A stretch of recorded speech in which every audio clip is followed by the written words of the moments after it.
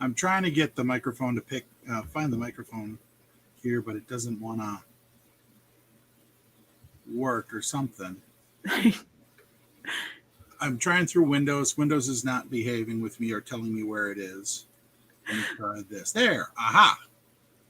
Sometimes this gets the problem. Can you, how soft am I? Am I really terribly soft? What do we got? When you first started, you were quite soft. And then I adjusted my volume, so now I'm no longer Okay. sure. Okay, so I'm going to raise it on my end. How's this working? Is that improved? I think so. Yes. Okay. I maxed it out on here. I'm going to reduce background noise and we're going to ignore the automatically adjust because yep, there. Now I'm seeing it show up on my my settings now that I have it cranked. So unless there's problems, I'm sure people will let us know. Bambo is definitely saying, you go talk. So what's she up to? She works for the power company and she had to go all the way up to Akron to for a business meeting. Okay. We live down in southern West Virginia, and the deal was she can work from home, but once a month, except for this month, she had to go twice. She has to go up to Akron and talk with her bosses and make herself look, hey, it's a real person on the other end. Yeah. How could they double that on her? Yeah, no kidding. By the way, I do have, oh, wow, that mirrored really weird. So I do have, that's my first edition book. So very nice. I do have my fantasy books. I have the ability for to be ordered in hardcover too. Oh wow! Here, keep holding them up. Let me solo layout you. Okay. Very nice. I'm going to reverse I just realized I have the camera reversed because it was wrong on my end. So I will do this and that way, ta-da! Legible! That's book 1 and book 2. And for some reason, book 3 is hiding. It's on a different shelf. Because my hardcovers are all the way over there. Because reasons. So I didn't know if you would want me to have them around or available. Nice. So I also have the science fiction ones, the ones I sent you, the ebooks, and I keep pestering you about. I apologize, so I'm terrible about it. I'm going to be terrible about it. I feel awful. People. So on my website, I have like a little disclaimer that's like, please don't bother me, guys. But like when people contact me in other ways, I always forget to send them like a disclaimer like, hey, my TBR is a complete mess and I do what I want. Huzzah! And there was much rejoicing. So like I feel bad when people are like, hey, have you read my thing? Are you going to review it? When are you going to do this? Like, well, I want to. It's not that I don't. My TBR is this tall and that's stack 1 of 12. Yeah, I saw your unboxing. Yeah. I go by Resident 1. So yeah, I have author friends who I believe they've requested reviews from you, and it's been a while, and they messaged me and they're like, I don't think she likes me because she hasn't reviewed it. I'm like, it's probably just like a time thing. I don't think it's that she doesn't like you. It's a time thing. It really is. I want to do more reading, and I try to do get in like these modes where I just like read one book after another. But if I read too much without going like and reviewing, then I forget stuff, even if I take notes. So I try to read one book, do a review, read another book, do a review. But if I have a couple in a row that don't hook me right away, it can really cramp my rhythm, for reading in my free time. It's like I feel like I should keep reading this book that I've started, but the beginning, but yeah, I kind of feel like that all the time, but I think that's just because I write, and this reading feels a lot more like work than it would if I wasn't writing. Yeah, I totally I- get that. I have a big problem with not reading enough. And I also have discovered, sometimes I'll go on to Amazon. I was like, oh, that looks kind of cool. And I start reading the sample. I'm like, do I really want to invest the time? Right. It's not grabbing me like it ought, like I thought it should. So, and also to improve my own skill, I've been harkening back to a lot of classics. Mm-hmm. That preview on Amazon is really, really a very convenient thing for readers, because I feel like you ought to know by the end of that. What's funny is when I go into a bookstore and I start going, oh, that looks interesting. I'll pick it up. I'll read like the first page, 2 pages, and then I will flip to a random part in the book, just random completely, and go, all right, what's happening at this stage? And if it isn't something interesting at random somewhere towards the middle of the book or the 3/4 of the way through, I'm usually going, well, I've been fooled by pretty covers before. And then sometimes you get like really crap stuff. Like, I don't remember what book it was, but we were in like an actual bookstore, BAM or Barnes and Noble or something. It was probably Barnes and Noble. Mm-hmm. And David picked it up because it had a cool cover, flipped to a random page, and it was like a sex scene. It was like, all right. That's the meme where it's like when I'm watching by myself, and then when I'm watching when my parents walk in. Yeah. Hey, the free Narnian. Oh, very cool. I should probably do some sort of introduction. Hi, guys. Everyone who's watching. 7 minutes in intros. I have a couple of like kernels of ideas of things to talk about tonight, but they're all sort of things that I've talked about before. So I reached out to my Gilded and to some friends and just asked if they wanted to shoot the breeze with me. So we should have people introduce themselves so that I don't have to come up with things. Timo, would you like to start? Sure. Yeah, I'm Timo Burnham. I am an author. I write sci-fi and fantasy. I guess I've only published fantasy right now. I have unpublished sci-fi stories, but yeah. So that's me. What's your newest book's title? Dawn of the Black Sun. That's right. And that's what your what is that called? Your circle. My circle. My profile picture or whatever. Yes. I don't know what the name of it is on StreamYards. Yeah. That's what I was talking about. So it's a photo of me, and then it's actually Neutron Bohr who did it. He took a photo of me and he artistically drew over it and then added in the effects and the hat of the character from the book. Cool. Well, that's awesome. Yep. I figured I would do that to coincide with the release of it. A little That's extra cool. advertising. Nice. At least you have a face worth being on a book cover then. All right.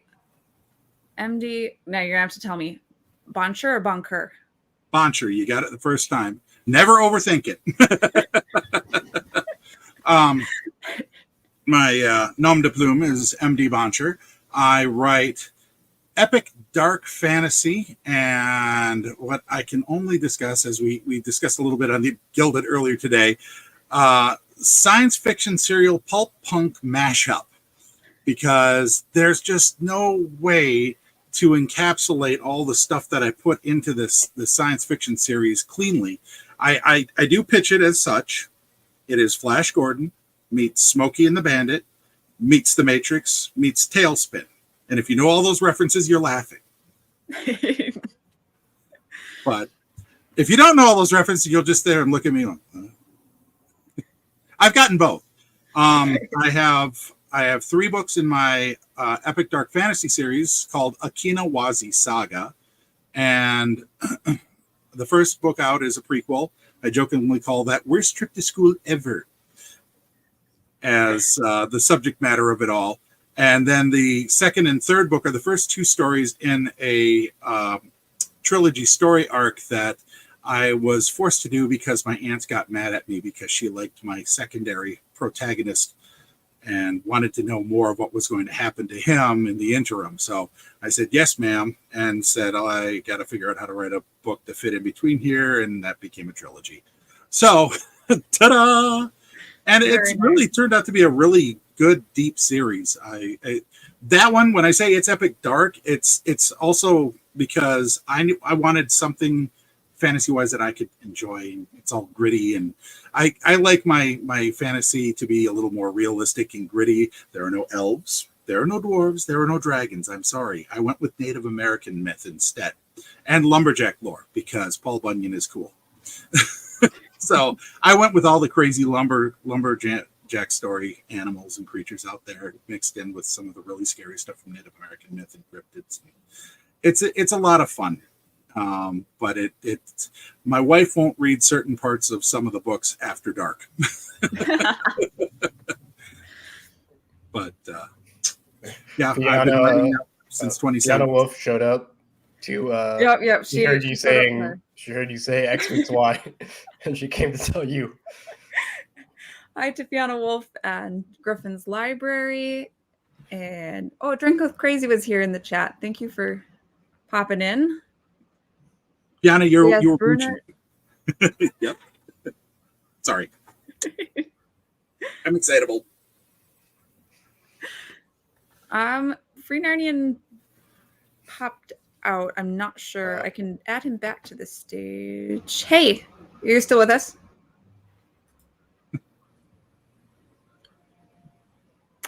Maybe not. Hey, hello? Can you hear me? Yes. All right. Now. Sorry. Yeah, some little technical problems again. Hello. Hello. How are you? I'm well, thank you. Oh, I'm sorry. I need to introduce myself. Yes, please do. Very professional. I'm the Free Narnian, and I am a Twitter poster extraordinaire and friend of the stream. And I suppose I could say aspiring space opera author. Very nice. I think everybody that I know is aspiring, but as far as professional goes, I think we talked for like 6 minutes before I even said let's introduce people. So and hi to Resonant One. That's me. I'm double dipping. Oh, that's you. Well, I saw that Fiona said something I wanted to different places. It's not helping me.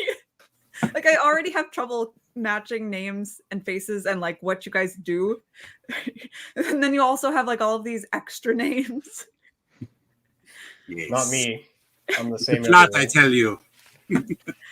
Thank you, Timo. I appreciate that. Yep. Timo's just keeping it real. I got to keep the brand consistent. Yeah. I'm familiar with the concept. The application eludes me most days. No, I approve of mass confusion.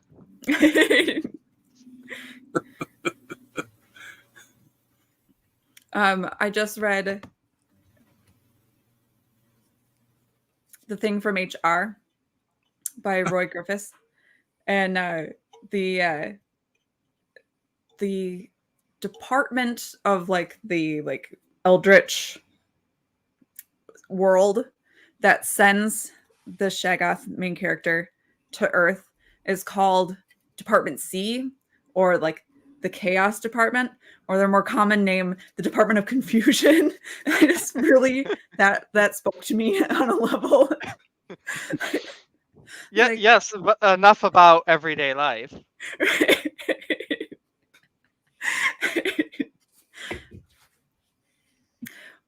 So like the things that I have that I thought would be worth talking about are things that are pretty like usual for, I feel like, for the show, like the points that I have to make. So I'd like to hear what you guys have to say about things. I will show this so that everybody can see what I'm talking about. This is what brought it to my attention. I think John Douglas retweeted this. And I'm not going to read this block of text from Larry Correa, largely because I feel very strongly that the blue check should not permit this level of density. If I wanted a blog, I would go to a blog. He's basically just reiterating what this article that he's retweeting talks about, which is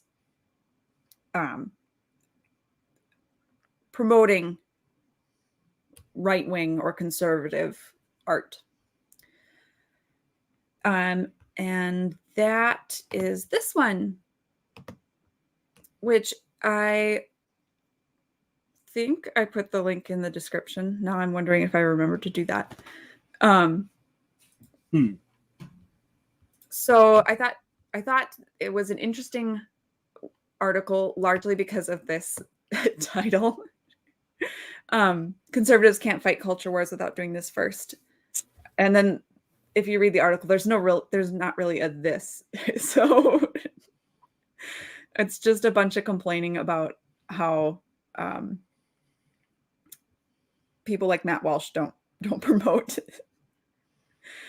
conservatives. Oh, I got a different impression from the subtitle there. Yeah.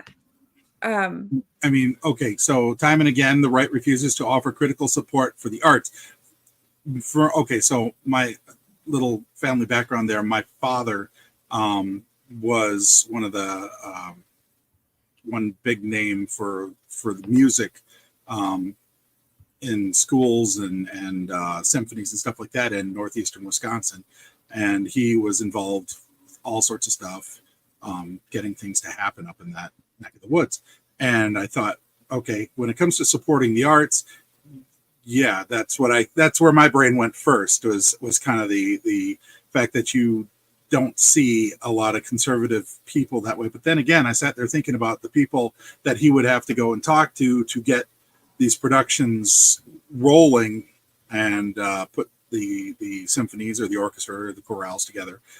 He would have to talk a lot with business and whatnot. And I'm like, well, a lot of those guys are actually pretty conservative. But yeah, in the context that with Larry Correa there and what you and I and some others were talking about earlier today, the support and getting the word out, social media and other places is definitely something that we do struggle with. Yeah. It's kind of unfortunate that that's the way things are right now. I agree with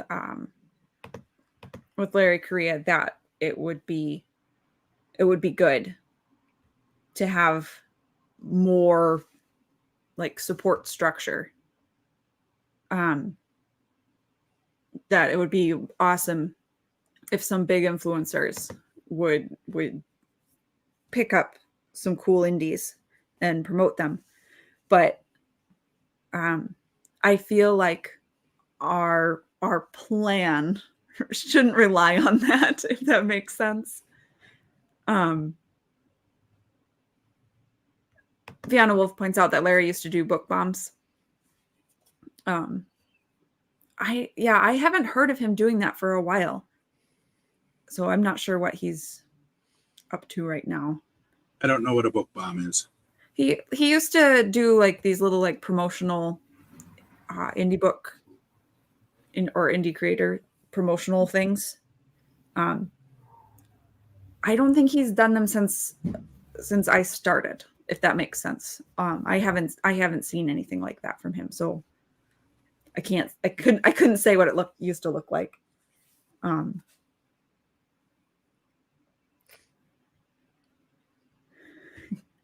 Now he does John Delarose bombs. Oh gosh. So like we were talking about this a little bit in my Gilded. Like the whole situation does not surprise me at all. Like I'm not surprised at all. I wouldn't be shocked to hear that Larry Correia said X, Y, and Z, and I'm not at all surprised that John Delarose is milking it for all it's worth.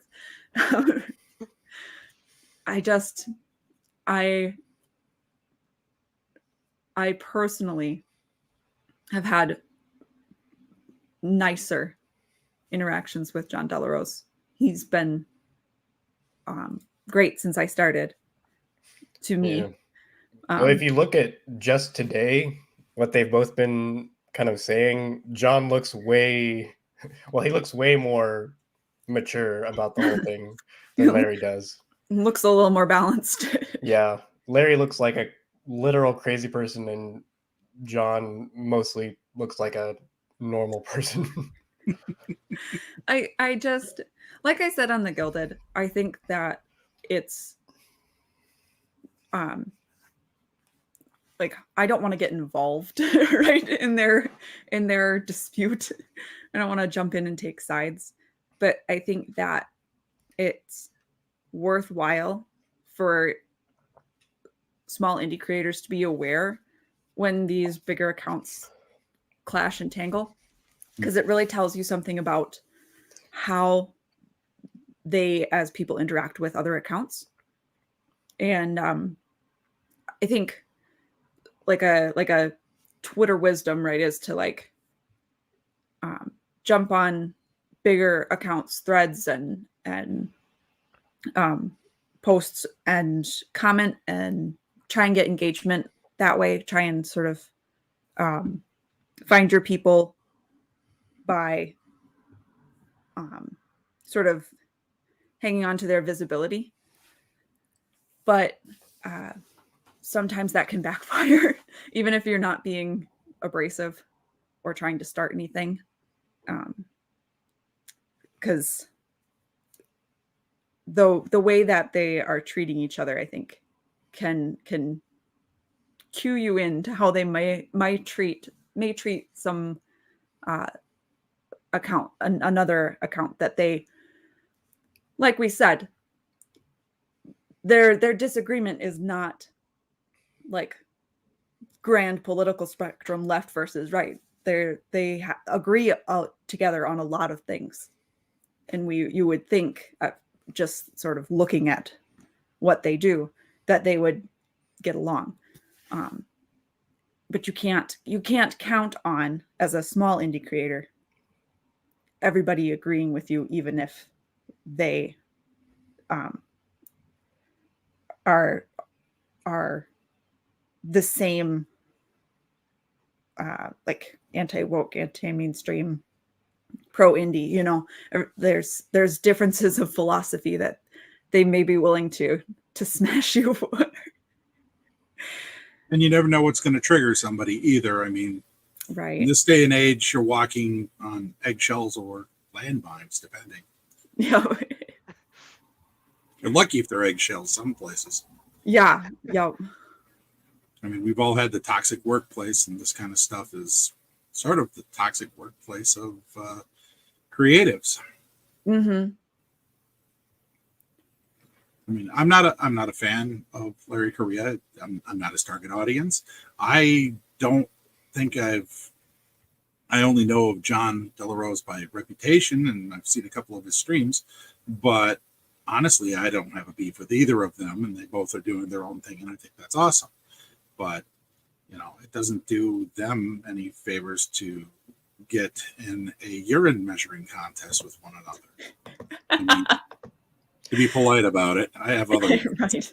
I actually think that Larry's audience is the type of people who kind of like that when he gets really mad at stuff. Anger sells almost as much as sex. Right. Well, he's really cultivated like that type of audience, and I don't mean like anything bad by that, but just the type of people who enjoy the fighting and the yelling.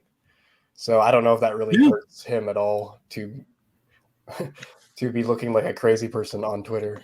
Look at what passes for entertainment on broadcast television right now. You got all these programs that are engineered conflicts out there, looking to start fights and let people just sit there and scratch their Schadenfreude while they watch other people tear each other to pieces, or betray each other and things like that. I mean, it really is a race to the lowest common denominator in our baser instincts, which is really sad in a way. But then again, you have to sit there and look at the nature of mankind and go, yeah, I get it now.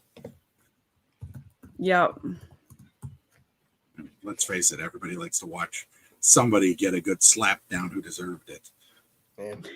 I'm not innocent. We can get back on topic now. I didn't mean to actually No, that's derail totally us. fine. Totally fine. This is part of the culture war. It is definitely happening. I talked about it a little bit in the Gilded, but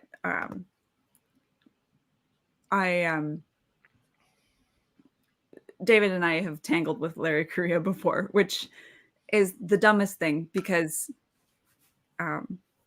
like at the time we were smaller even than we are now, and like it was, you would think that we would be beneath his ire. And we had some frustrating conversations, partly because he's a bit of a boomer and doesn't really know how replying on Twitter works, and partly because he was quite rude, and then people would pile on, right? Just and like David and I don't get mad about people being rude to us, but we just, You're allowed to be human. it's Well, it's a little bit. if you've ever listened to his podcast, he specifically says he goes on Twitter to try and get in fights because that's what he likes to do when he's like unwinding from writing, I guess. Yeah. So I don't think he's like lying about whatever he's arguing about, but I think he's just trying to find people to yell at because that's what I guess he likes to do that, and that is like a stress reliever for him, I guess. That's Yeah. interesting. I burnt out of that around 2010. So old, I may be an Xer, but I used to get involved in these kind of fights on AOL chat. Okay. Where I would have 3 chat rooms open and 3 private messages, IMs back in the day. And I would get off on trashing people that came in intellectually unprepared. I was a terror. I was a bad boy. And after that, and I went from religion to politics. A la 2003, I fell into that and I started getting into arguments on that. And I finally burnt out on the whole thing because I realized, number one, I wasn't getting my point across to anybody because they were entrenched in their position. They weren't going to change no matter what. It didn't matter what the facts were. All I was doing was banging their head against the wall and making it mushy and the wall wet. And nobody cared. And I think that's exactly what Larry likes to do. He likes banging heads against walls. He doesn't care if people change their mind. He just wants to fight. I just had that epiphany of, I'm being a terrible person.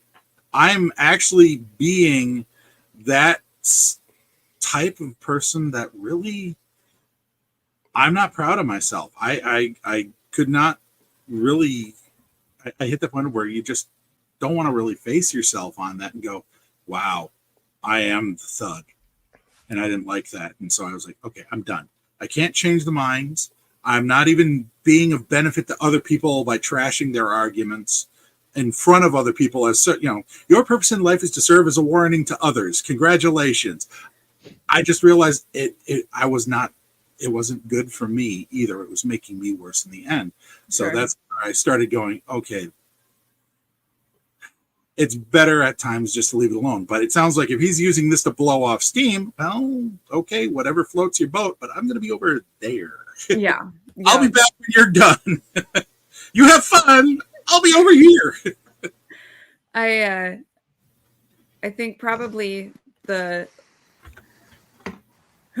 tremendous kahuna. Very nice. Since when do you get the promotion?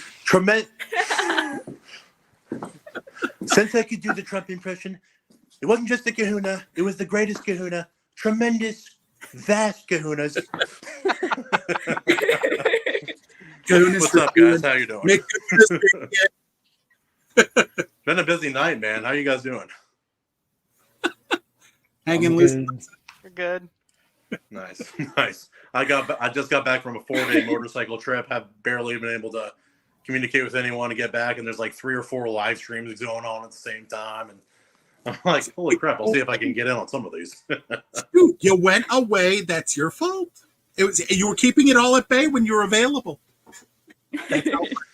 Well, man, someone's got to go spend some time and touch grass in the mountains. Get a little busy, enjoy nature with friends and family. It's a good time. It helps me appreciate things in my books a bit, like books that I'm reading a bit more when I come back. I'm like, I don't have to imagine what it's like being cold and freezing to death in the mountains. I can do that myself. I read about it. It's like reading the Longmire mystery series. I'm like, I know what he's feeling. One of my favorite kind of fantasies, and it doesn't even really have a genre name, which is stupid, is maybe it's like Norse-ish, but like stuff that takes place in the north where it's cold, and like that sort of fantasy. So kind of partially a little like survivalist, kind of a little bit. Where it's more personified, like you have people who are set against this more like magical sort of force of nature type thing, but you've got the I don't remember if they have a name, but like they're like snow fae, that kind of stuff, that kind of aesthetic, like spirits in the snow. It tends to either go one of 2 ways. It'll go kind of towards Americanized Norse mythology, or it'll go towards kind of Native American mythology. And right. I've enjoyed both, honestly. That's covered with both of my books. Nice. One of the ones that I really enjoyed was Naomi Novik's, I think it's Spinning Silver. It's the second one in her like Disney Princess series. Is she doing like retellings of the old legends, or? She did, yeah, that kind of thing. I don't remember. Hold on, we gotta check look at that cover. That is beautiful. Very nice. That looks cool. That's sick. Norse zombies for you. That's what I like, man. That we got a little Very bit. nice. I love when series kind of touch on that, and I like anything that kind of calls back to the old like kind of sword and sorcery kind of fantasy. Like yeah.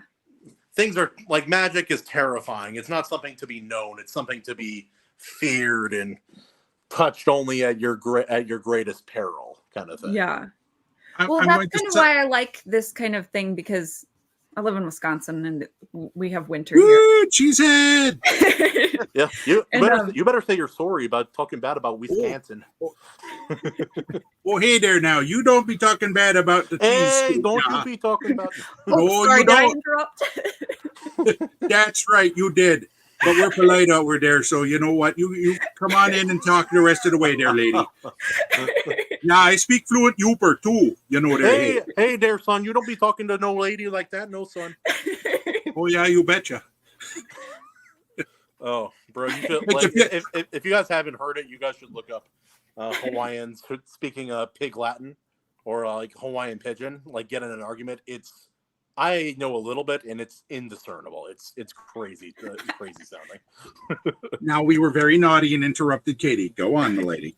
Oh, I was just saying that I like that because that sort of genre setting for fantasy, specifically because it has that element of like you need to take this seriously or you're gonna die. Yeah, you're gonna feel to the everything, right, from the environment to the magic to. I'm going to say it this way. It's been one of my solid complaints about magic systems. I now hate that phrase, by the way. It's the rules of the world. It's the rules of the world. There is something magical here, but I will tell you this. Any magical system, as far as I'm concerned, if it can be broken down, used dependably, reliably, and repeatedly, it's not magic anymore. It's a type of science. Clark's law. It's Clark's third law. It's technology. So any sufficiently advanced technology is indistinguishable from magic. And unfortunately, so many people are trying to gamify magic now. Ooh, you hit one of my rants. Too many authors out there are trying to D&D-ize I'm going to coin a term, D&D-ize magic systems because they want to be able to understand it, attribute points to it, make it, and turn it into a technology. I mean, and that just has gotten to the point of where it irritates me. It's like, okay, I get sort of the guildy style, this is unpredictable. If you mispronounce, Klaatu Barakta, you don't know necessarily what's going to happen next. But to have it all that dependable, it's just technology by another means. Make it electricity and call it a day. Mm-hmm. I will say rant over. No. I agree with you as a whole because everybody, it seems like every modern author, especially in the traditional publishing space, is going the Brandon Sanderson route, which is to design a very in-depth magic system. But the thing is, not everybody is Sanderson. And even with Sanderson, I don't like all of his magic systems. I like some of them quite a bit. Never read him. Oh, well, that's fine. He's not for everybody. I don't know. I just never read him. That's all. So, yeah. I think his stories are very, very impactful. If you're not used to epic fantasy, it's a long haul. Each one of his books in like his main fantasy series is longer than the entirety of Lord of the Rings. So it's a bit of a haul. Well, I will say as someone who has a sort of Brandon Sanderson style and has written books, like I have a lot of respect for his ability to write the books he writes and how insanely complex they are, but all that complexity is connected and is part of not just the world but the story. Yeah, I don't agree. know. He's like literally some kind of evil genius. He is a madman. For like sure. His ability to do that is, I don't know how he does it, but it's impressive. Well, for me, it's not just that; it's how he still has like an emotionally. I mean, that's the story in the midst of all characters, that. They have, the normal like emotional arcs as well as having all that other complexity. It's very super impressive. I mean, if you know about him and how long he's been working at it, you kind of understand it. But still, like writing a very simple story is already a lot of work. So believe me, I know. Especially like I've been trying to write a lot more recently. But the computer situation for me has been so tenuous. Trying to film, write, and edit and do everything that I do with my internet and YouTube and writing stuff on my phone it's just not working. I got to get a different setup. There we go. Yeah, I think that there has to be some sort of rules. Otherwise, you don't have a story, right? If magic you have internal consistency, right? If magic can just do anything, then Well, Katie, you read Razor Fist book, The Long Moonlight. It doesn't get too much in the magic system there, but his approach is interesting just because it, like, there are magical items, but because of the realm that the main character kind of inhabits, it's not explored that thoroughly.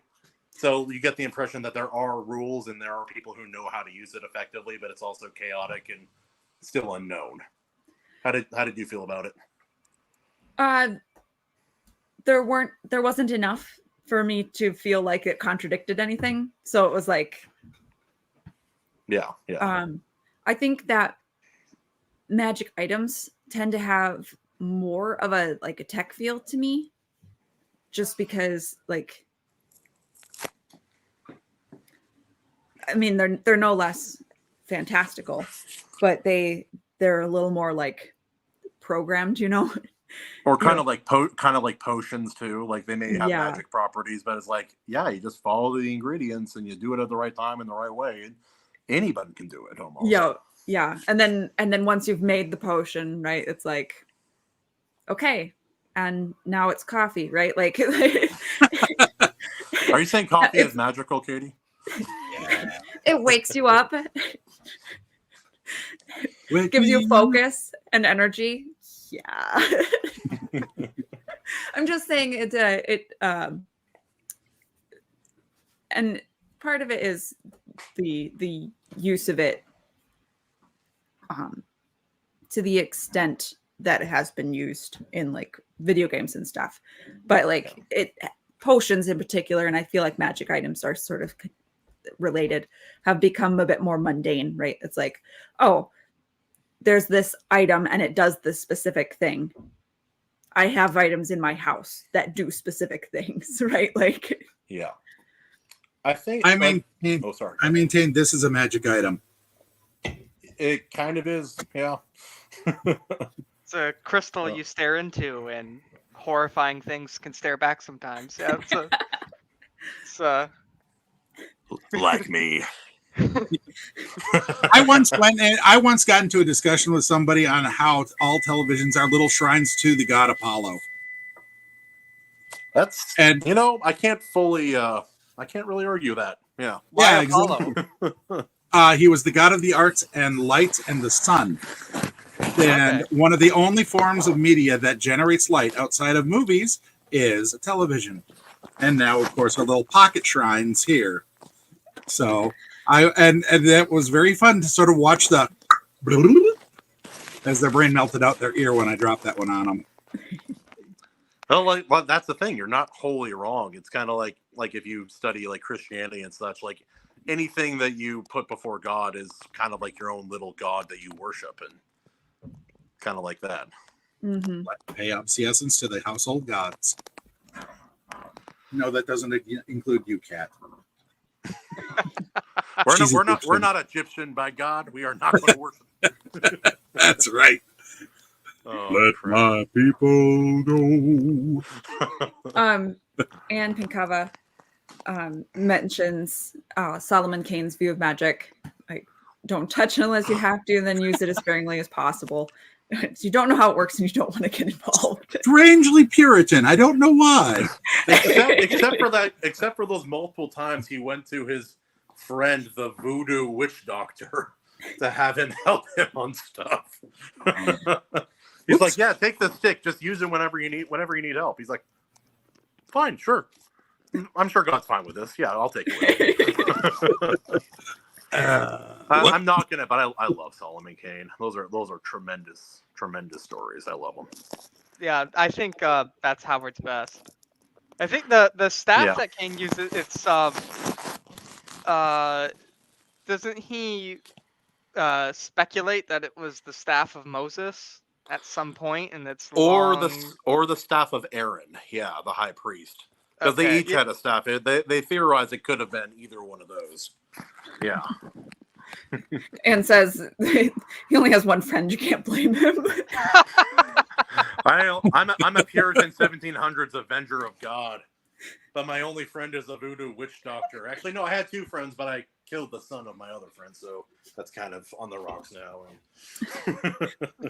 It makes getting together a bit of a downer. I can see where that puts strain on the relationship. Oh. Oh man. So I came in kind of late. I might have thrown everybody off topic. Where were we before I got here? Before we wandered into magic systems but I think You that triggered wasn't your me. fault. Wait, what's that? Al triggered. So we were talking about the conservatives and culture war article. I can Oh, okay. Yeah. pull back up here. I doubt I've read this particular one if it came out recently, but Yeah, this one is conservatives can't fight culture wars without doing this first. And that sounds a Fighting lot like with someone each telling me other? what to do. don't worry, they don't tell you what to do. They don't. You're they not the don't have boss of any me. instructive directions whatsoever. You don't own me. You don't pay my bills. This is basically, oh, conservatives are fighting, can't get along, and then They're not wrong. being mad that not enough people are willing to promote conservative Media. media in general. 2 out of 100. You guys can see what I've been shopping for here. My daughter wants to be Alice in Wonderland for Halloween. Oh, better than my son. My son was Spider-Man with a knife last year, and I Spider-Man with a knife. I didn't Right. know I didn't know what to tell him. I just like, sure, I guess, let's go. So you wanted to be London Spider-Man. Pretty much. Oh Detroit. no, they still got pew-pews there. My darling bride got roped into, she volunteered to make the Halloween costumes for my niece and nephew down here. And it started out with our nephew wanted to be a dinosaur and our niece wanted to be a raccoon. And then all of a sudden she changed her mind just before my wife was about to start cutting out all the patterns. And now she wanted to be a mermaid. So she had to sit down now, 4 years old, and say, "You're choosing this now. You can't change it later. You're gonna be a mermaid."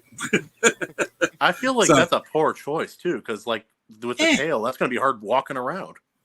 I don't know how closely they're gonna follow that, other than being maybe a mermaid maxi skirt or something. 4 years old. My daughter is 3, and Oh, basically every book that we read, she wants to be whatever girl was in that book. So we read The Lion, the Witch, and the Wardrobe, and then I showed her a couple of clips from the movie, and she that was movie's like, still good. can you do my hair like that, like Lucy? And then she's telling me how Lucy has her hair, because did I pay attention to that? No. I barely look at my own hair. Yeah, me either.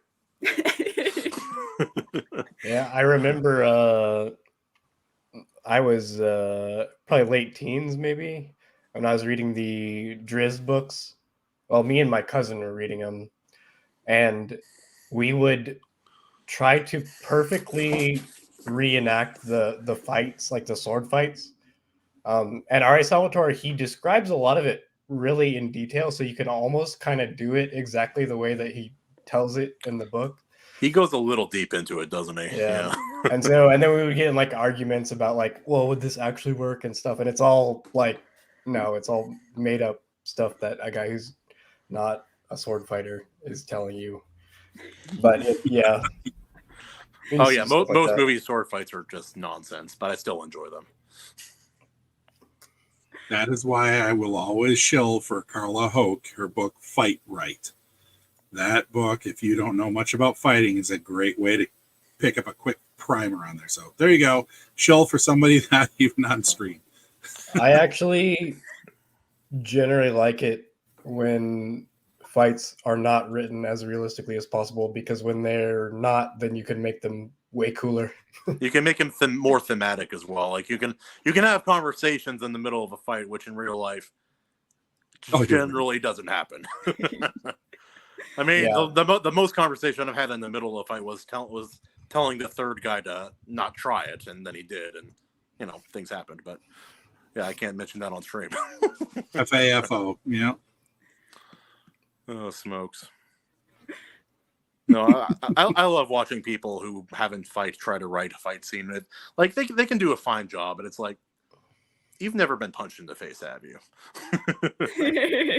Everybody's got a plan until they're punched in the face. Yep. Kicked in the jaw, kicked in the back of the leg by another. Anyway, good time.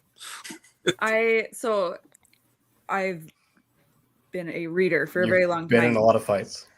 No. Vicious back alley brawls. I've imagined myself in a lot of fights, right? That's And even then- better. Recently came to the realization that all of the fights that I was imagining were very male oriented, right? Mhm. Fists, swords, guns. When the like far more likely situation is somebody grabs me by my hair and drags me because that's how girls fight.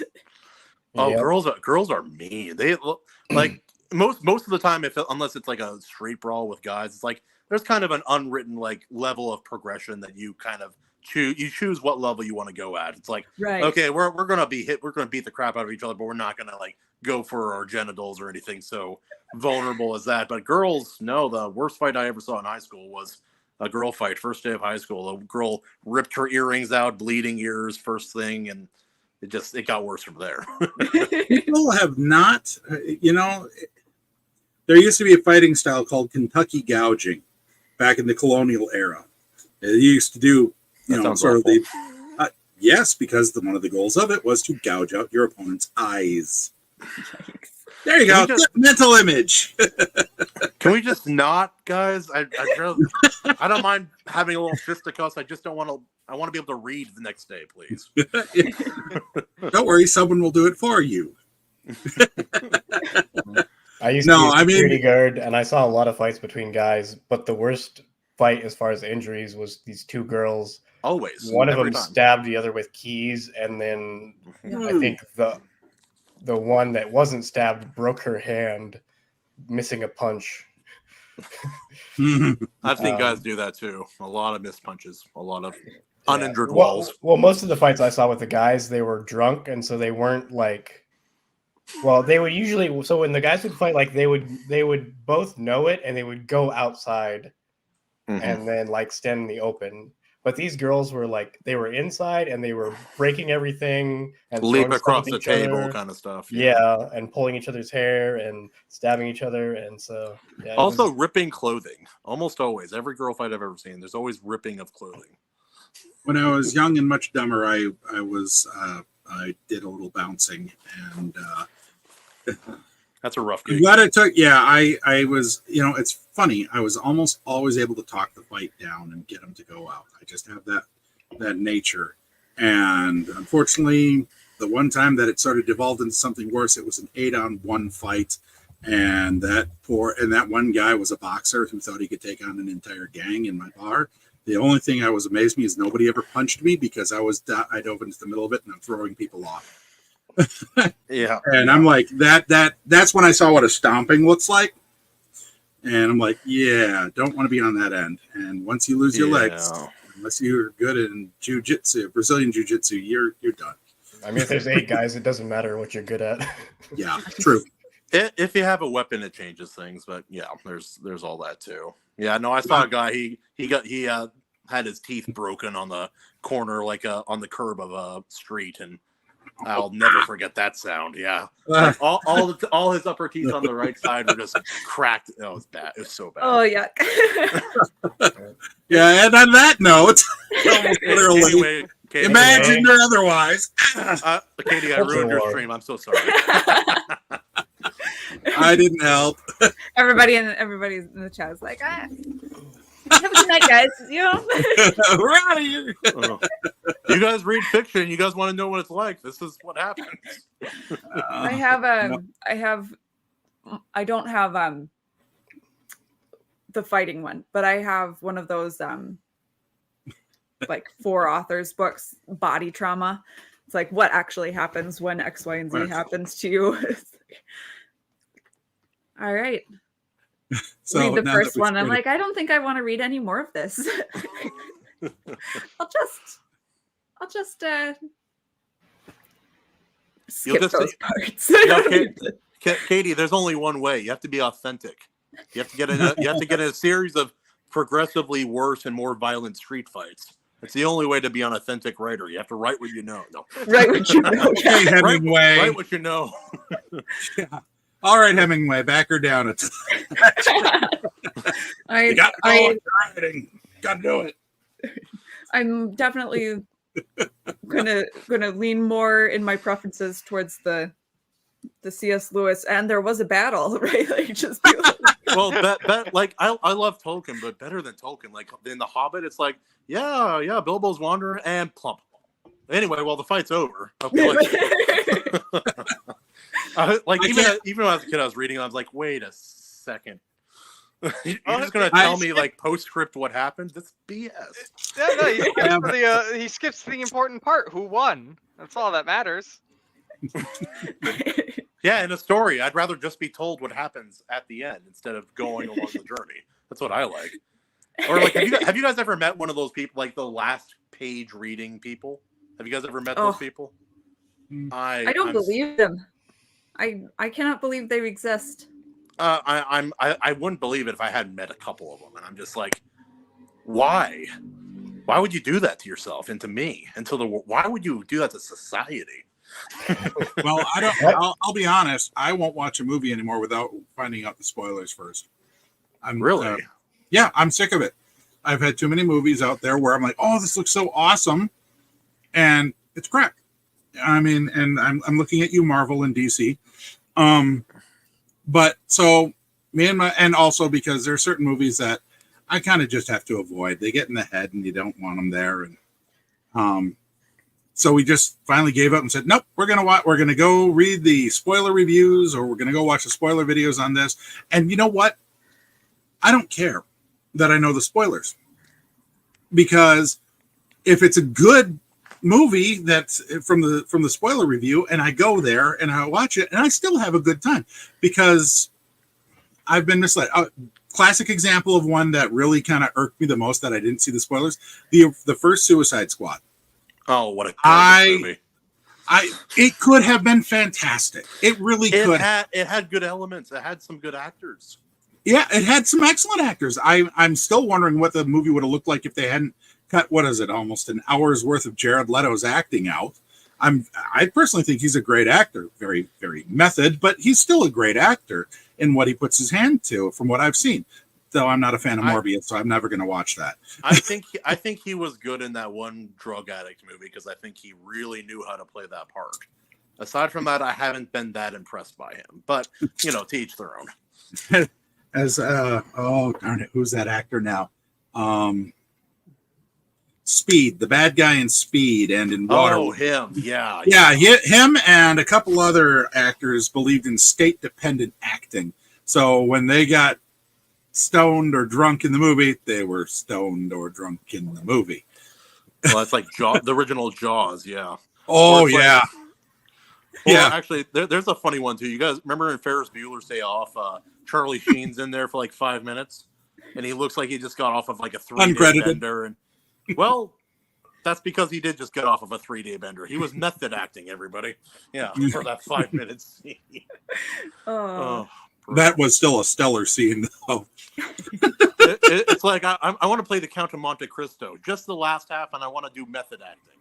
I just want to be rich and get everything I want and see the bad people on my way fail.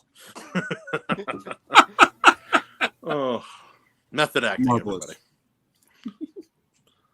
Actually, speaking of which, how do you guys feel?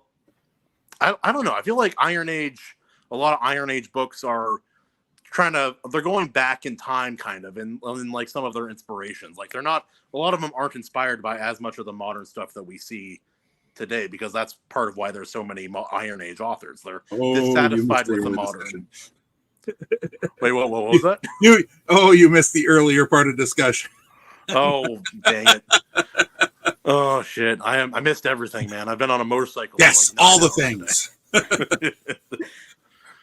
Katie is never going to have me back on one of her streams. I'm just way too boingy all over the place. I know. I saw you guys were going back and forth a lot on the Gilded. Whenever I would get like a bing of the reception, I'd be like, "Oh, hey, note the size of this. It factors in with these too." Oh yeah. Big fat fingers, big fat mouth. Yap, yap, yap. Ask my wife. Are you saying a lot of Iron Age, they're writing like medieval style stories? No. Like, Well, no, it's more they're inspired by, like, they're going further back in their inspiration than a lot of modern authors. Like, they're not, a lot of modern traditional authors are inspired by books that came out in the last 10 or 20 years. A lot of Iron Age authors, they're going more like 30, 40, 50, 60, 80 years back. Hell, even 100 years back. I'm curious Dickens, when we're going man. to see, I'm curious when we're going to see more and more authors in our kind of sphere start going back more to like some of the better classics and things of that nature. Like I'd like to see some epistolary kind of, I said that wrong, but epistolary kind of fiction, like letter form kind of fiction. Dracula. Yeah, or Dracula. Frankenstein to a degree as well. Yeah. Oh yeah. Yeah, like honestly, like I was going through all my classics the other day, looking at ones I've read and haven't read. I think Frankenstein's maybe the best one in there, like it just for going for personal favorites. And I like realized, Frankenstein a lot. yeah, I never got through it. I'm not a big fan of Mary Shelley Wollstonecraft's writing style. It's a good book. Don't get me wrong. I'm not bashing it. It's just that, it's sort of like the author. You just as a style that you kind of go, nah, that's not for me. Thanks. But cool idea. 100%. Have you read anything else in that era/genre that she was writing in, though? Because I feel like most people have only read Frankenstein, and I think that she's... And then like Dracula, and that's it. Right, yeah. Yeah. Well, I think she's not doing something necessarily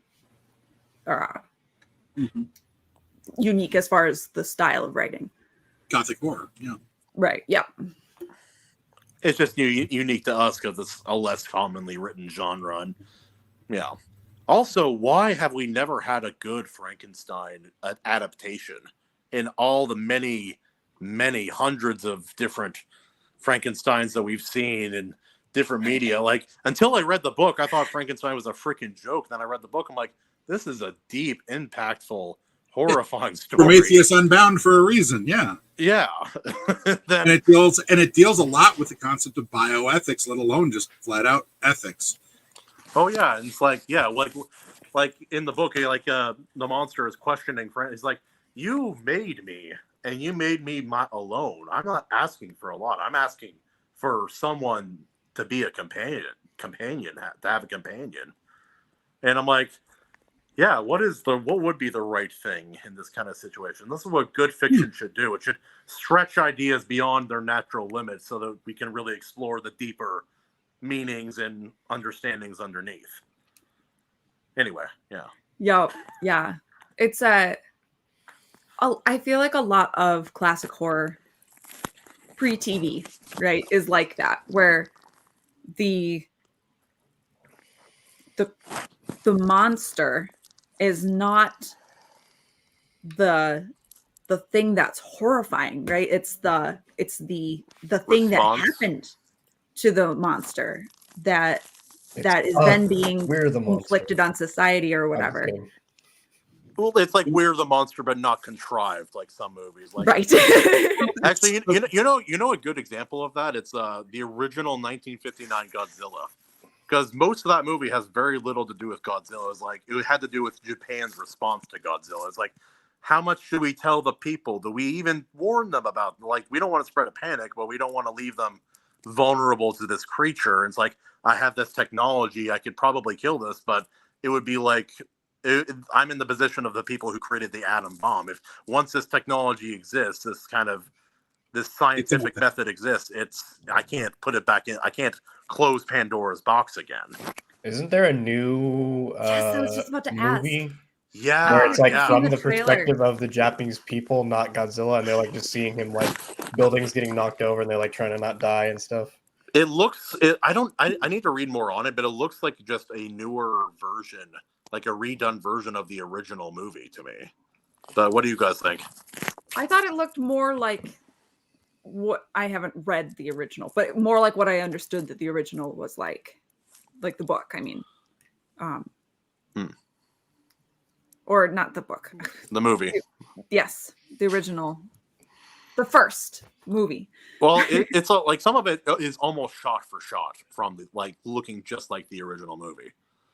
I felt like the dialogue was more dealt more with the question too, of the moral quandary, which would be interesting to see if that enters into it at all, because I feel like it's been a really long time since we had any movie like that was like asking a genuine moral question for the audience to ponder, as opposed to saying this person is a bad person and everything they believe is bad, right? Like, yeah, like I know people have their problems with him, but Joss Whedon's TV show Dollhouse kind of went into that a little bit and talking about like the morals, like like basically the conclusion of the show was that if the technology exists, it will be used and abused, and that's unfortunately looking at people's view of the world and how we have responded to different technology in the past. I can't wholeheartely disagree with that notion.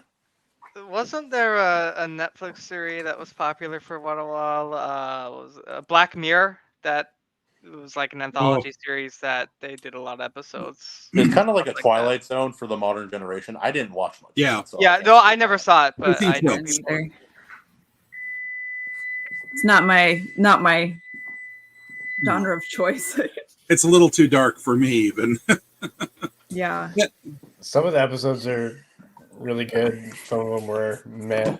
I mean, Well, that's the nature of an tends to go. anthology, kind of like random house story kind of thing would go. Yeah, it's like some will be great and others will be bad. And someone I know made a video recently talking about how, like, yeah, at first he didn't admit it, but then he made a video talking. He's like, he just admitted flat out. He's like, I hate anthologies. I just don't like them. And it's I know I think I understand. Yeah, yeah, I think it's a me thing in this case, and I'm like, yeah, they're not for everybody, and that's the nature of any anthology. Like some will be better than others, even if you like most of them. Yeah. My favorite anthology book that I ever read was called The Last Man on Earth. It was I think in you my mean high Paris school. is Christmas, but I'm quibbling. Sure, I did pronounce that wrong, didn't I?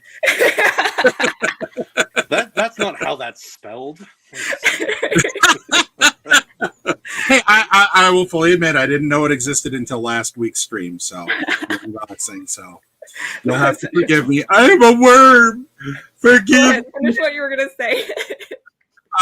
Probably my favorite anthology of all time was a series that I discovered when I was in high school in the school library called The Last Man on Earth, and I was always going through used bookstores looking for it, and I finally came across it like in 2003, a battered old paperback copy, and it was purely because of the time travel story in there that really grabbed me. But it always had this wonderful collection of stories to it from different authors about the last man on Earth.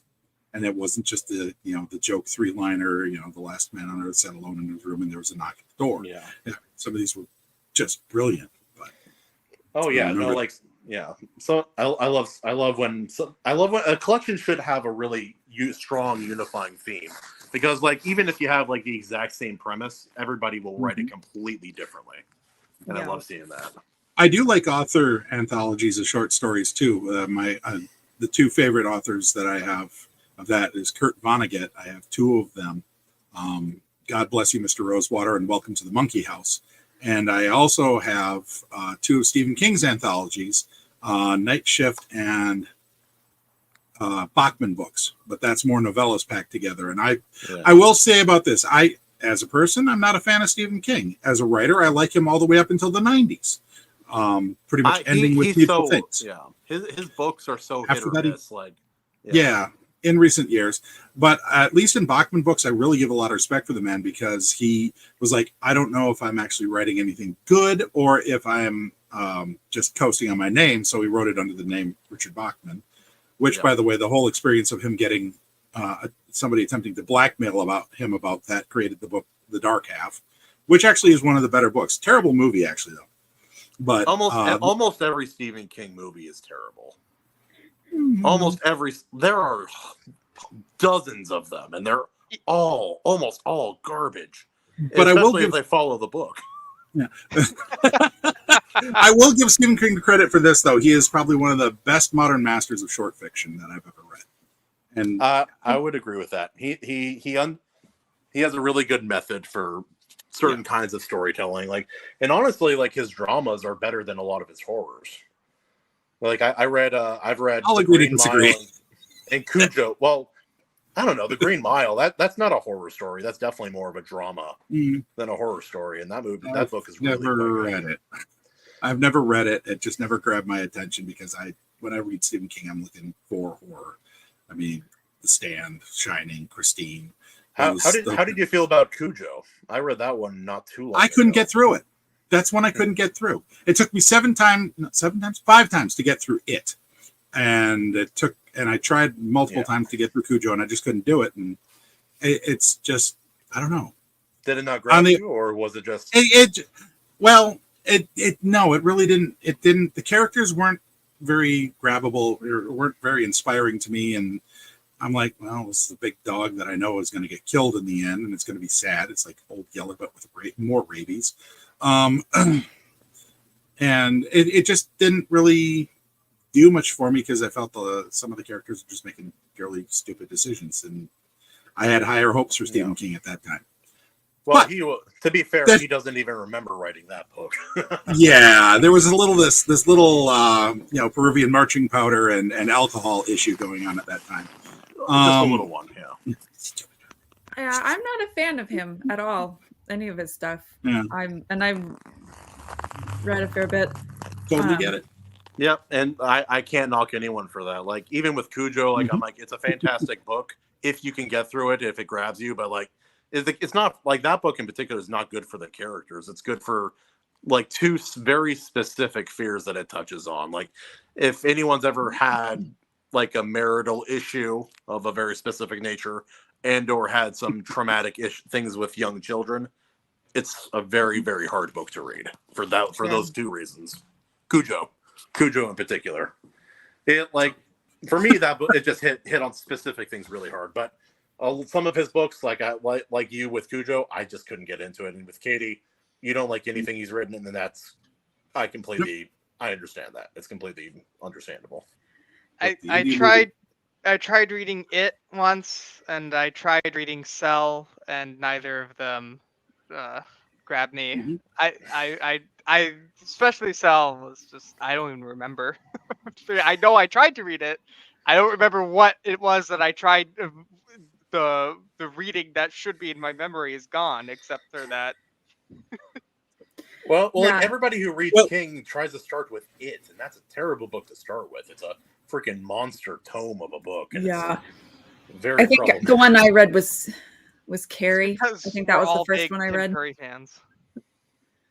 Carrie is also a difficult book to get into in a lot of ways, but at the same time, it's one of those slow burns. But to get back to the subjects that we cannot, I'm sorry, but I'm in full squirrel mode, so I'm not helping.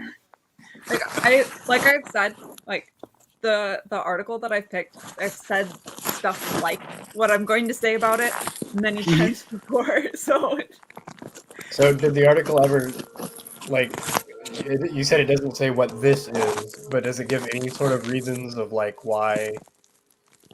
So I've scrolled down quite a bit, and basically this is the point, right? Like, if we don't support people who tell stories, then we'll never be able to change people's minds. And then at the very end, this is tagged on. That art needs a cheering section too, something conservative media too often ignores. Without it, the conservative culture offensive may end before it begins. And that's it. Absolutely. So it's a very long article talking about all of the ways that conservative media has failed to support the arts. And that's it. Well, this is exactly why your podcast exists. Seriously, it wasn't just self-promotion, but you were looking at promoting other things, correct? Right. Yeah. In fact, mostly that, from what I think all that. I'm new here. Go ahead, Timo. She's been known to all promote that. a book. I mean, as far as I know, Katie wants to do all indie. Like, yeah. I just do indies, and I even have like quibbles about like Bane and stuff. Oh my Yeah, God. like I'm not sure about like how big is too big of a small publisher to be independent, you know, that kind of stuff. But Yeah.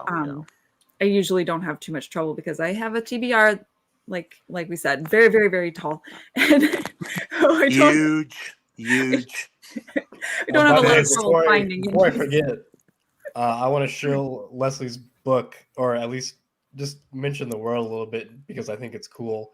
Yeah, go for it. Basically, like, it's a world of fish people, but not like they're not mermaids. They're mostly like look like normal people. They have like I think scales on their like wrists, and then like maybe it's like fins on their backs or something. But they're mostly look like people. But then so I think I have the details right. It's been a little while. She's gonna yell at me if I get it wrong, but I'm gonna try. So the guys are born normally, but girls are harvested from pods under the water, and then when I thought you said this was fiction. No, this is historical. Okay. But yeah, so Wow. yeah, so it's just like real life, actually. I always knew there was something fishy about. Anyway, I thought girls came from Venus or some nonsense. Snips and snouts and puppy dog tails. That's what little boys are made of. Okay, keep going, Timo. Yeah, so we threw it away. So they have like special diving crews, and they dive down at the right times, and there's like a they have like these special, she has names for all these different like roles, and so there's like these elder like females, and they have like kind of telepathic abilities, so they can like understand when the right time to do things is. And so then the diving teams dive down, they retrieve the ripe female. Whoa. When she's, I don't know what the term is, whenever she's ready to be brought up. Leslie is like probably coming to kill me right now. It'll be over soon. And then there's like a process. They're like she's physically mature, but her mind, there's like something wrong with it, where she has to be like spiritually like set in a certain way to like actually be able to live in the world. And that's like a process that the like elder female is like in charge of. They have to like instill skills and mindset. It's hard for me to describe it without you reading the book. It's really cool. But anyways, so then like the major conflict in the first book is they harvest this girl, and then something goes wrong between her and like the male spiritual leader guy. And I won't say anymore, but it's really cool world. The whole thing is really interesting, very different from like anything else I've read. So I just wanted to shout her out real quickly. Nice. So, in short, always a fan of underwater stories. Yes, by the book. It's by the book. Kumasagi.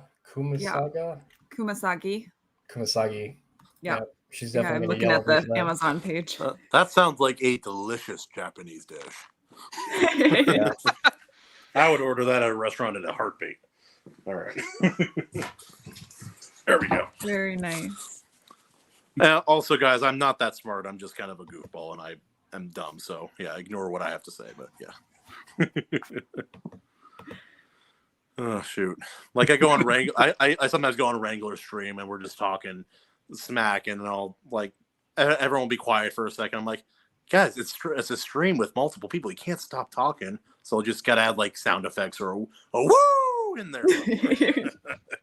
Yeah, our very own Wolfman Jack. That would be Chewy Jack or Wookie Jack. Oh, don't let the intrusive thoughts win. I can't say that Chewy joke anyway. Little cringe. So, So- what would you guys say the this ought to be for the article? Like, so the title was "Conservatives Can't Fight Culture Wars Without Doing This First," and then the article didn't really have a this. Yeah, they did. Yeah, they missed the whole point. They had a promise in the question and then no answer. Other than like the mainstream conservative people picking things up. Well, I would say probably that the first this that needs to be that would be that we have to rid ourselves of this hostility that exists among some spheres towards art and humanities in general. There's a very broad, very staunch tradition that's uh, um, aggressively anti-intellectual, anti-artistic, and anti-humanities that is entrenched with a lot of our culture. It's very strange, but it is there, and I think we need to get rid of that before there can be anything done. I mean, so long as that we have people in influence saying that art is a waste of time, don't be surprised that people don't promote the arts. Yeah. All right, guys.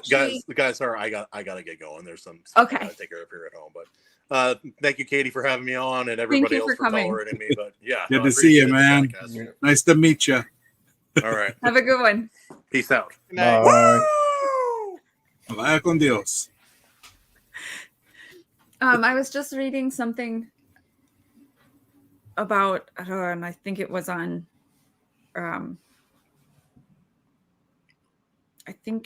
Lorehaven. Maybe it might have been somewhere else.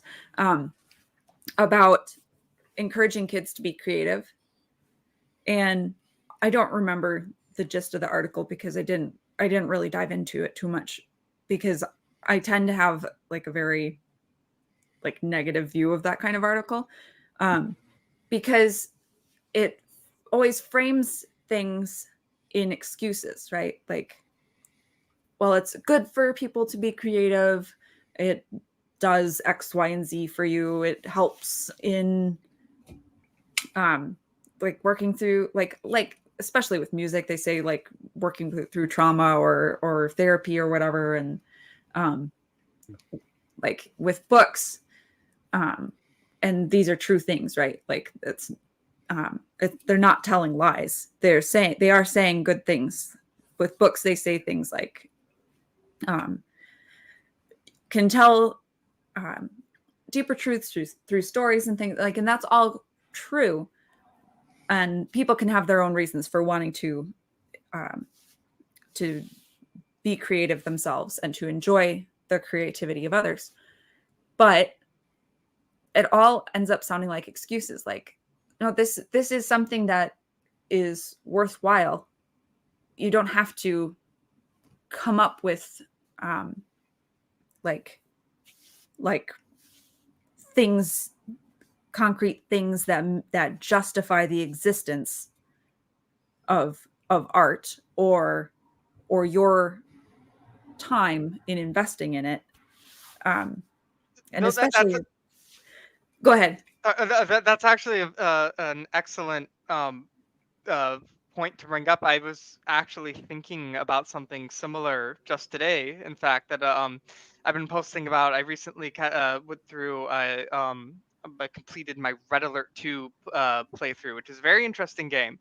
And I was thinking about it, the way that people talk about it. This is a thing. I was thinking this how the game portrays its story contra modern Marvel movies, where you have a situation where it's a science fiction-y fun action romp where the stakes are high and the villains are genuine, but the tone is lighthearted and accessible for everyone, right? It's not grim and brooding and like morbidly introspective, but at the same time it's not a complete farce.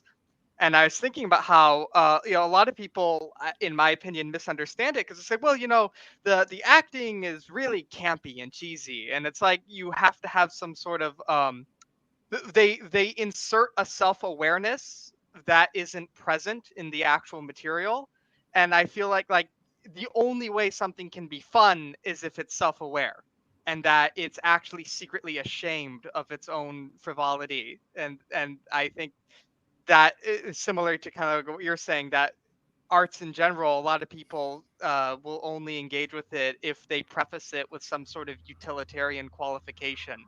That, Yeah. well, this is actually useful, you see. This is, because otherwise it would just be a waste of time. But this actually serves some sort of purpose. And I feel that it's sad because people should be able to enjoy things without being so neurotic about it. Hmm. Well, I think that's always going to be a little bit of a struggle for like people on the right, because it's natural for them to think about the world that way, right? That's why you tend to have more creative people who are like left leaning or liberal, is because they just naturally think about the world in this kind of like I don't know what you'd call it, but yeah, just they aren't always trying to say, okay, so what is the reason I'm doing this? What is the purpose? Am I getting out, the right amount of things I should be getting out of this? It's more of like, this is something, whatever. It's fun. It feels good. I like it. And each side has its positives and negatives, but I think just you're going to find that people on the right are going to struggle more to get into that more like relaxed mindset when it comes to just enjoying things. Yeah, and it's kind of a bummer that there's so much of a cultural like encouragement of that thought, of that way of thinking on the right, maybe because of like the kind of people, right, that tend to be more pragmatic, but at the same time, like there are plenty of conservative artists. Like we have a lot of examples of indie art, and there are people who work in the mainstream who are not. I mean, everybody in the mainstream isn't a crazy leftist, right? But I lost my train of thought. Sorry, I think I broke something earlier on. But I think the Free Narnian is right. Like that's like the first thing. That's the first like this that would need to happen. Like either that or the first of this is stop fighting with each other all the time. But yeah, that's another good first. Yeah. Something, as we discussed earlier on in the evening, is that the fights seem to bring out the eyes because people want to see somebody get pounded on. But actually, I've been, like I mentioned earlier in the Gilded, that I've been trying to formulate an article on how to put it together, but maybe I'll just go ahead and say it instead, is that since what the self-publishing revolution happened, about 2010, 2012? That's sort of when Amazon kicked off the self-publishing. You got your first Kindles and the Fires, or not the Fires, whatever, Nooks, that was it. Those came out back then. And that is when self-publishing suddenly became a thing. And that was the beginning of the death of the gatekeepers to the publishing industry. Now, any schmuck can get out there and publish whatever they want. It's why we suddenly were flooded by scamlets and things like that all that time. And now we get AI scamlets. That's the next generation of it all now. But what we saw at that time was a great democratization of the industry, where we would get fantastic self-published books, but we would also then get Sturgeon's Law. 90% of all science fiction is crap. But then again, 90% of everything is crap. And that's Sturgeon's Law. So 90% of what's out there, and unfortunately in the self-published arena, is crap. Sorry, no offense. It's just the way it's sort of worked out. But what we haven't seen, and this is what I started realizing thanks to you, Katie, and Royce, and John A. Douglas, and everybody out there that is sort of tied up in the Iron Age, which I only discovered thanks to Razorfist, because I absolutely loved his political rants. And then he started doing the pop culture rants. And I was like, oh, sign my butt up. and I suddenly realized that that's only in the last couple of months I started realizing that that's what's been missing. In TradPub, you have publicists, you have marketers, you have all sorts of agents and people out there willing to shill for your book and get the attention out there. The media will fawn over you if you have the right connections. Mm-hmm. Like we talked about earlier about the sort of the good old boy network locking people out. Good old boy and good old girl, if you go take a look at what's going on in New York, the TradPub houses. But what hasn't developed in indie publishing in general is the critic community, the cheerleading community. And it's only now that we're starting to see it. I mean, in a way, the Iron Age's biggest gift is that it gave a flag to fly and have people sail under and sort of have a community identity to go along with it. I mean, sports psychology is a big thing. It extends far beyond it. I mean, okay, diehard Packer fans, or at least I used to be till I couldn't trust the NFL anymore. But, you know, it used to be back in the day, Packers do or die. Didn't matter. Now I have a much more nuanced attitude towards it, but I recognize that sports psychology extends to your business. It extends to your politics. It extends to even your religion. That this is my in-group. This is who I'm going to support. This is who I'm going to protect. This is who I'm going to promote. Indies don't have that yet. But now with the Iron Age flag going on, we now have a team psychology touchstone or beacon that people can flock to. You're right. A lot of Iron Age is going back to the classics because everything in the last 20 years, 30 years has been PAP. It's been PAP based on PAP. And there's no real foundation there. You know, the houses are built on sand. I know I'm spouting lots of metaphors here, but the thing is that we don't have a lot of people in criticism to cull it out. And I thought the most hilarious thing that really was the catalyst that sort of created my understanding of this was the Barney Miller episode Hash, where all the detectives accidentally get dosed with hashish-laced brownies.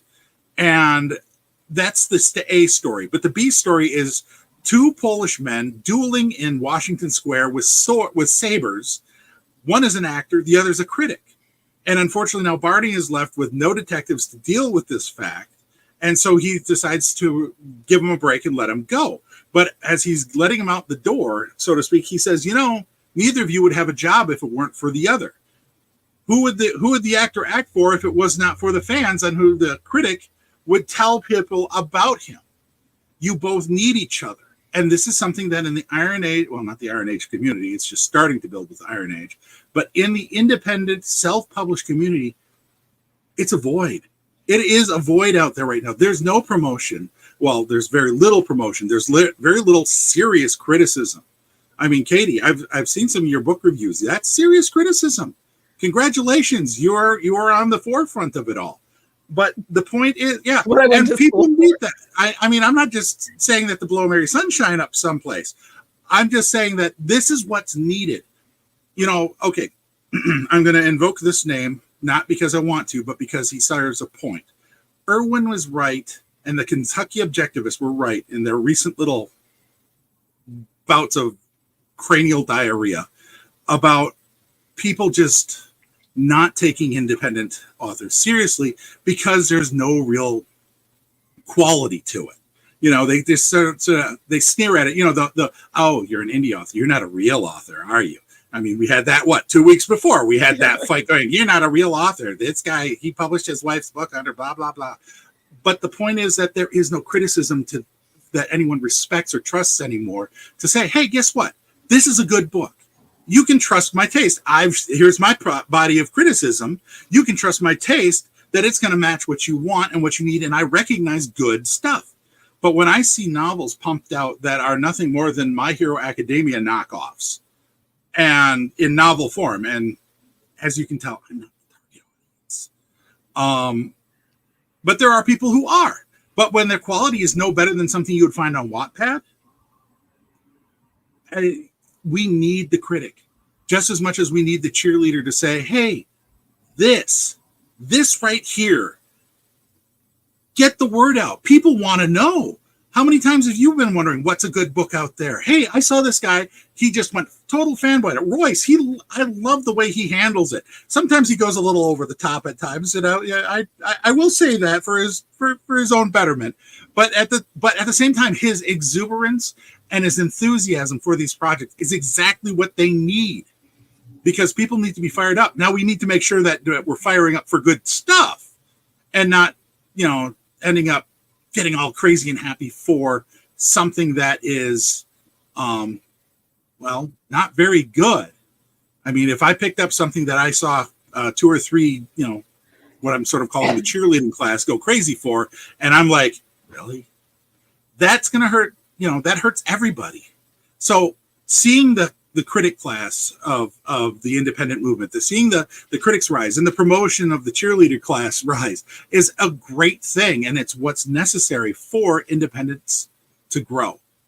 And that's where the whole circular marketing and associations like this really are needed for authors like Timo and me. And I can't, Narni, you've got a book or 2 out, don't you? I can't recall. I'm blanking. I put out something on Vela back in the day. Working on it. Gotcha. It was a moderate. It did better than I thought it would. In that one person read it. Congratulations, you're an indie author. Huzzah! And there was much rejoicing.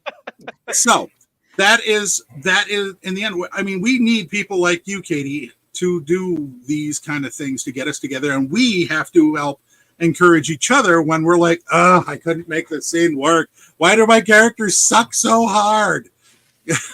Well, I think you're into I was going to say real quick, I think there actually is a lot of reviewers, critics, fans for indie books. It's not Iron Age people necessarily. I mean, they're just generally people call it booktube, but it's just fans of books mostly, or people who like to read and want to talk about it.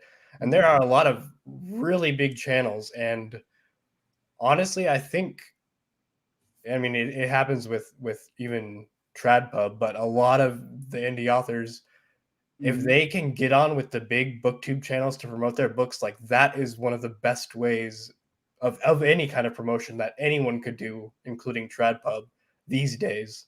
So I think there is a lot of it out there, but within kind of the Iron Age umbrella, there's very little. It and needs that's to kind network. of been my I think general complaint. Well, if I can, I Go for it. one of the things that I find most exciting about the Iron Age concept, and what I think will be the key to its success over time, is that it's not just books, right? But it's everything. I'm drawing mostly from Razorfist's video, right? But it's the cultural attitude that will affect books and games and all. If we get over time, we'll get into music, and then in more time, movies, right? Like that it's that will the culture will be created, and it will probably take a lot of time, and you all have to start somewhere, and it's good, I think, where we're starting at. But I think I'm that just talking about books because that's what I know. but I think that the key to Iron Age's success, particularly, and what will help it, is that kind of like what you said, that it's a flag, that it's just something, it's a term. The usefulness of the term is that, right, it's a way to say I have uh, a certain attitude towards things, or like we all draw from this type of inspiration, or like we all have this goal of what we want our media to be like. Yeah. I think that the idea of the Iron Age as a moniker has been very like authors and creators are very excited about it, but I think it has a lot of potential to be useful for readers as well, in the same way that like genre has been a way to sort through what to put your eyes on, what to spend your time on. If you like Timo said, there has been a large reviewing community for indies. But if you, as a reader, are looking for a specific attitude, like the Free Narnian said, to be able to say, oh, this reviewer reviews specifically Iron Age stuff, and then to go within that and say, oh, my favorite genre is this particular subgenre of sci-fi fantasy, right? Like, or whatever. Then you're looking at far more specific things, right? Because that's really the problem of indie, is there's so much stuff that and you don't know, but you think and you've heard that a lot of it is crap. If you can find a reviewer who is specifically reviewing things that have a particular attitude, anti-nihilism, right? Like at the most basic, right? Right. And then you find someone who has reviewed a book with that attitude within the genre you're looking for. Like, that should be something that's very helpful to you in finding what to risk your time on. But I think another part of what the Iron Age, like we talk about people doing different things. David and I have talked about the visual component. It would really be good if we could figure out how to show people that we're making and doing cool things, right? With visual art, or with book trailers and stuff, that it's like, just like we say, the bar is low, just a little bit more, and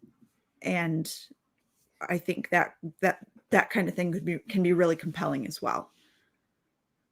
I mean, I've been wanting to do book trailers for my books for a while. The problem is that I just can't get the time. I recently reached out to somebody they asked me for some advice on something unrelated, and I said, oh, you do videos, what kind of videos and whatnot. But it's like, I could really use somebody to work with on that, to put together especially for my next book. And since I've been forced to self-train on Stable Diffusion and AI art, because until recently I couldn't find an artist to work with, and thanks to Drink with Crazy's community, I was able to find one finally that can do stuff, so I can take that off my plate. I need to now do the same thing for promotional materials, and you're absolutely right. Was it your guild that we were talking about doing something like promotional?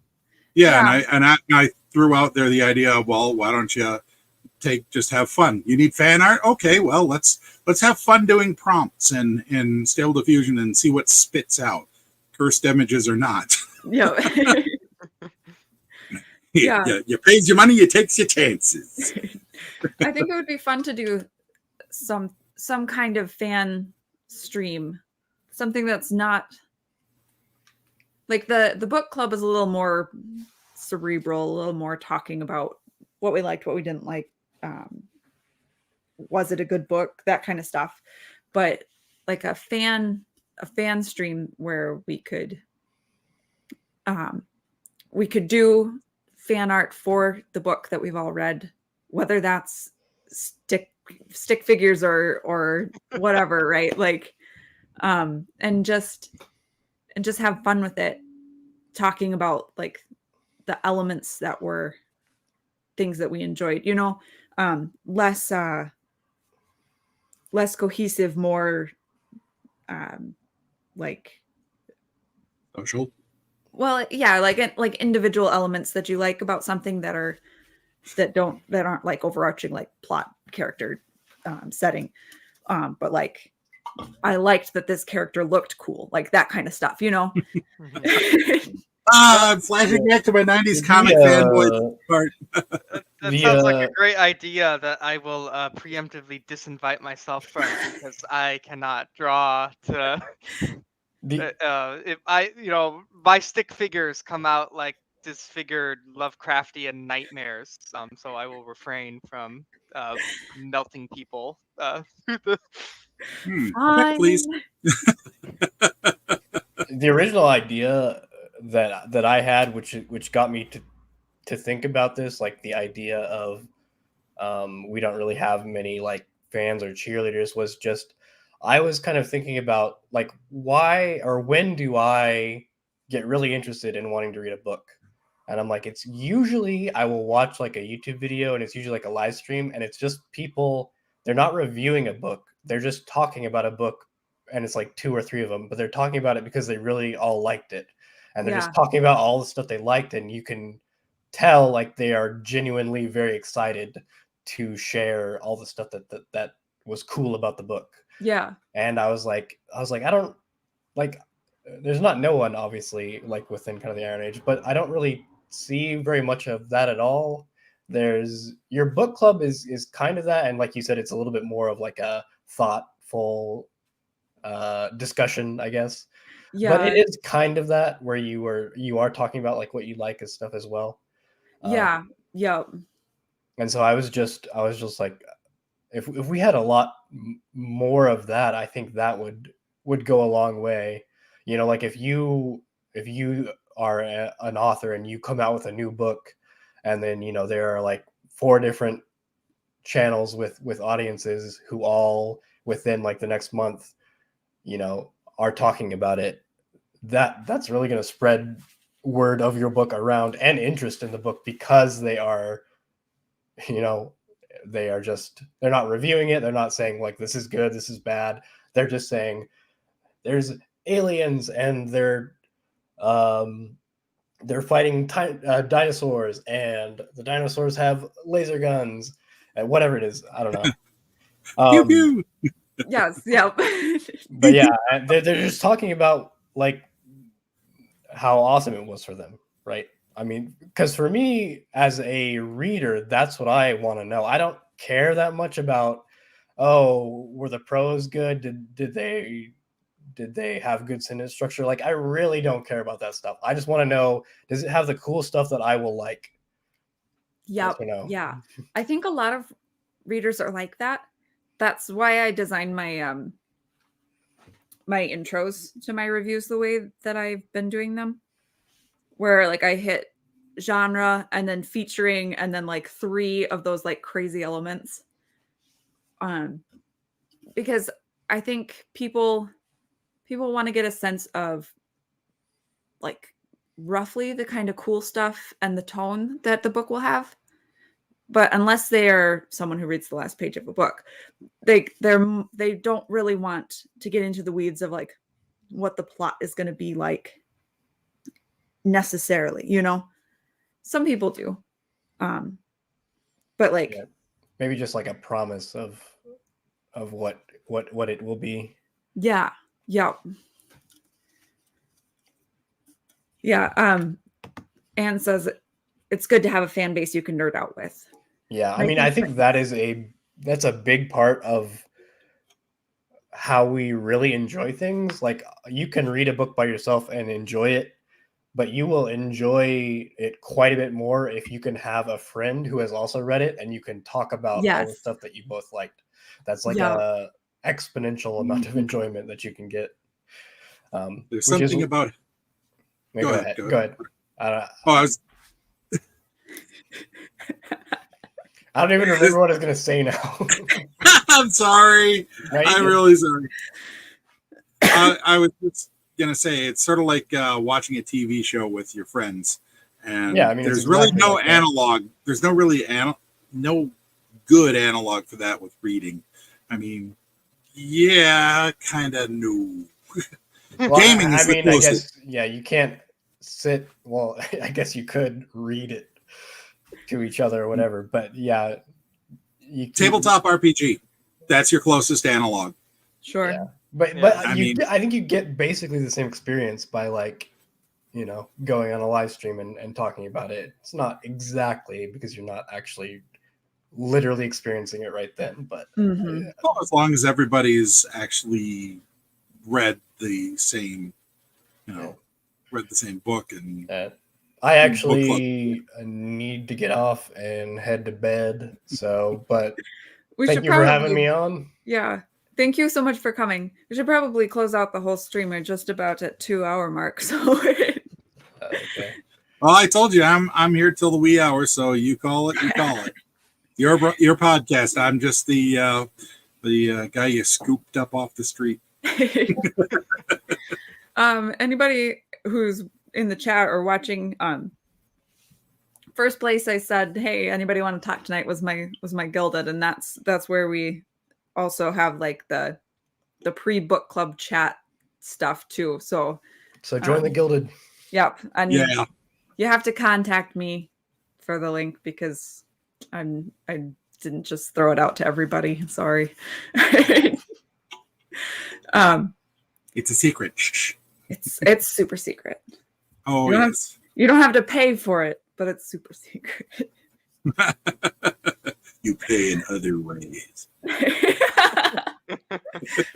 like your notifications going off whenever we all of a sudden stumble into a topic everybody wants to talk about.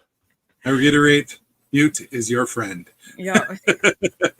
Unless you're the mod, then sorry, sucks to be you. Just saying. All right. Thank you guys so much for coming, all of you. I really appreciate it. And Thanks for having me. Yeah, thanks for the Yeah. stream. it was Yep. it was fun. And I warned you, I was exuberant. Right, precocious. things that will be upcoming. This is the book club book. I should show it. Hydra's Wake by Daniel Jones. That's going to be sometime in October. We have to wait to find out work schedules before we can pick a date, but that's that. David and I went on a road trip this weekend and we turned the camera on, and so there will be a video coming out sometime. Actually, we talked about editing, so that'll be interesting. Where'd you go? Phillips, Wisconsin. I love the Northwest. Editing books or editing like a video. We talked about like the pros and cons of spending money on editing. We talked a lot about different aspects of it and elements of it. Yeah. So. That actually is a good topic because I think you can have different views that are both kind of legitimate, I think. Yeah. Mm-hmm. Yeah. We were sort of inspired to talk about it by something that Brian Niemeyer said. I don't remember what it was now, but we have a slightly different view from him. So it made for a good conversation. Yeah. He's kind of invested in one certain view too. Yeah. But yeah, I was thinking about that just because I've been reading some stories on Royal Road, which is like a web novel site, and it's all free stuff. And I would imagine most of the stories have minimal editing, but a lot of them, like, they have enormous like a viewership or readership, I guess. Okay.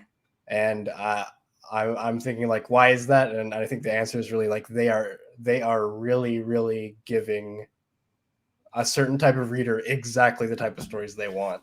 And it doesn't really matter that the actual quality of the writing is very high. Yeah. Yeah.